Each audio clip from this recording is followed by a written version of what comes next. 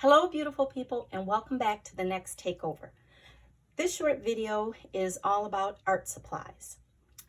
So whenever I get something new, a new art supplies, what I call to build a relationship with it.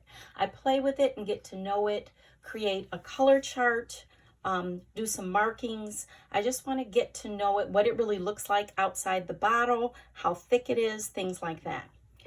So I created a journal of art supplies. This started out as a My Letters book. I was doing a class with Joanne Sharp, and she actually gave me the idea to do this. So the book started out that way, but it got really thick, and I ended up taking it apart and putting in this journal that was actually my daughter's journal when she was young, her art journal. And so it's a combination of me adding papers in here, coloring in here, and then I kept some of her drawings, so it's really special. For my watercolors, I actually started a separate journal to keep them in because I found that I really have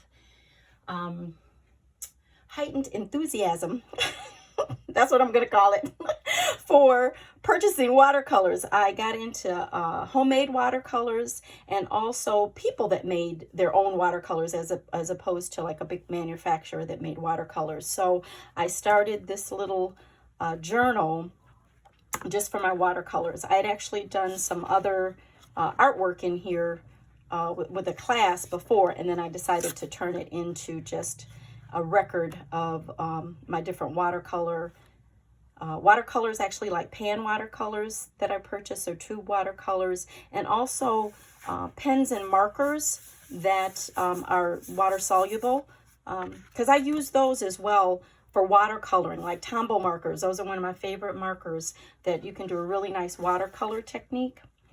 So in here, let me just share with you, is I create an actual swatch of the color, and then I will play with the color on the left side a little bit just to get a feel for either how they blend together or how the watercolor works, if it's really transparent or opaque.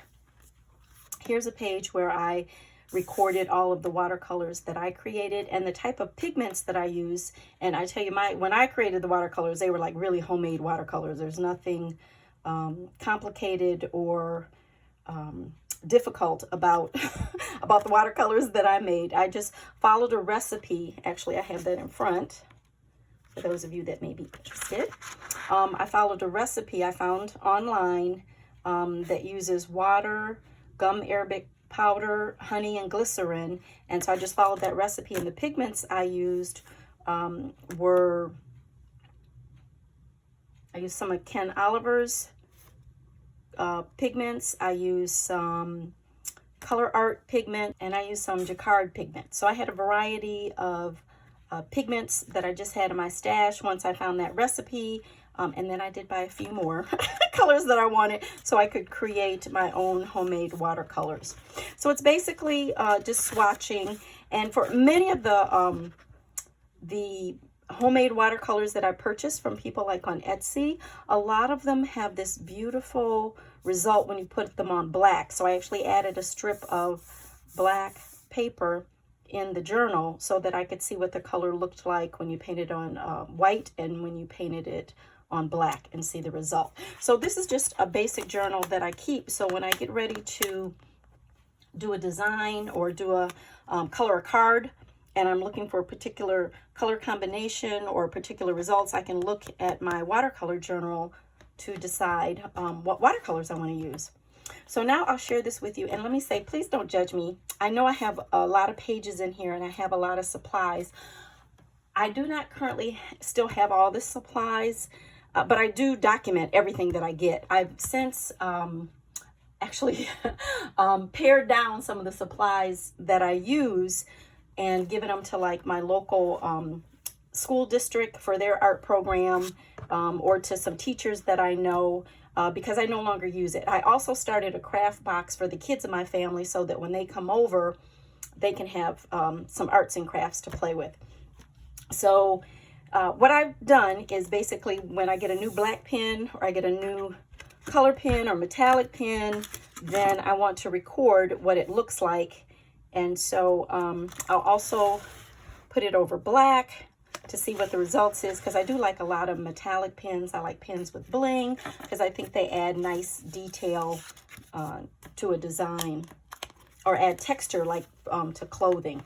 So the other thing that Joanne suggested in the class that I took with her is to try your art supplies out on different types of paper, because it could give you a different result.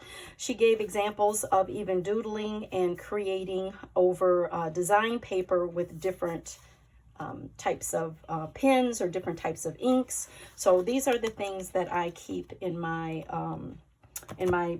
journal, art journal. And then there's some of my daughter's handwriting, just showing that this is a collaboration between my daughter and me.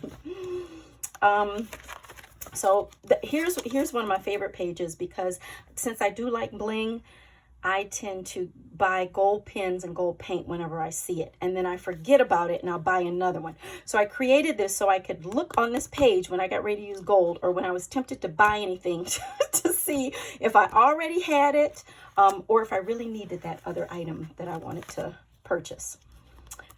So just continuing on, just all the different type of inks and things that I have. At one time I was really into like Pearl X and Versamark, using those techniques. And what I found was I'd buy them when I would see them, but then they'd sit on the shelf for a long time because I forgot why I bought them. I forgot what the technique was. So I started creating some things with the supplies so I'd remember the reason that I really liked them.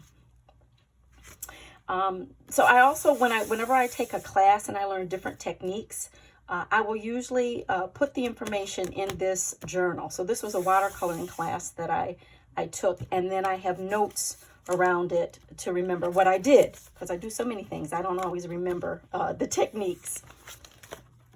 So just moving on, another one of my favorite, here's something that I got rid of, just to show you. I do, when I said that I get rid of stuff or I share it with others, I actually I found I had a lot of the pigments, and there were pigments I was not using, so I ended up giving some to my neighbor. And so I no longer have it, so I crossed it out. And I don't want to tear it out of the book because it weakens the pages, so I just leave it in there, and then I have a fond memory. It's like, oh yeah, I gave that to Dee. So nice little memories. And so just more stuff that I've purchased, like illustration boards. I actually got these free when I was teaching at Blick Art. There was another teacher there who was given a demo on these type illustration boards, and she gave me a bunch of them. So I put them in my journal and then tried different pens and paints on them. So in sharing this, I just want to give you an idea, if you're not already doing this, to create a journal of your art supplies so that you can have a visual of how it works and remember what you have. Because sometimes I admit I forget what I have until I actually straighten out my supplies, or I see something on like YouTube and I'll be like, oh, I have that supplies. I don't even have to buy it. And so then I can create something using it.